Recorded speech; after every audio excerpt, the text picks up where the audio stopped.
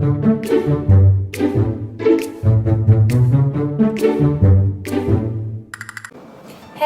greetings everyone. My name is Lisa Crescenta Lezen. Will be presenting about Malaysia Sustainable Palm Oil (MSPO) Principle 3, which is compliance to legal requirements. Now, let's talk about what are the requirements needed in this Principle 3. The first one is regulatory requirements. It indicates to all corporations are in compliance with the applicable local, state, national, and ratified international laws and regulations. Assessment documents are needed in this guideline. The second one is the management shall list all laws applicable to their operation in legal requirements register. And the guidelines is individual company need to list down all relevant laws to all palm industries.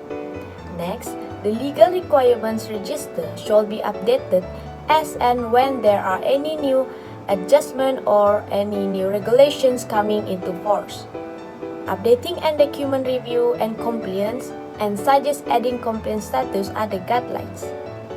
The last one is the management should assign a person responsible to monitor compliance and to track and update the changes in regulatory requirements. And the guidelines is name of appointee and a letter of appointment. The next requirement is land use rights. It is indicated to the management. The management shall ensure that their oil palm cultivation activities do not diminish the land use rights of other users. Other than that, the management shall provide documents showing legal ownership or lease, history of land tenure, and the actual use of the land. Besides that, it also indicates to legal perimeter boundary markers should be clearly demarcated and visibly maintained on the ground where practicable. Then the last one is where there are or have been disputes documented, proved, or legal acquisition of land title and fair compensation that have been or being made to previous owners and occupants shall be made available and that they should have been accepted with free prior informed consent (FPIC). All this has a guidelines, which is the first one is verification of land use rights by means of official or legal documents.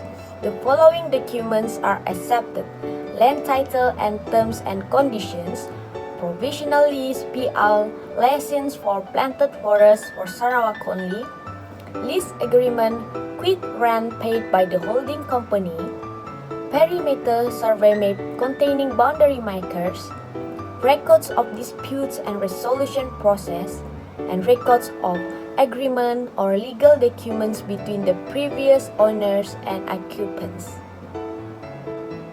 The third requirement or the last one is the customary rights.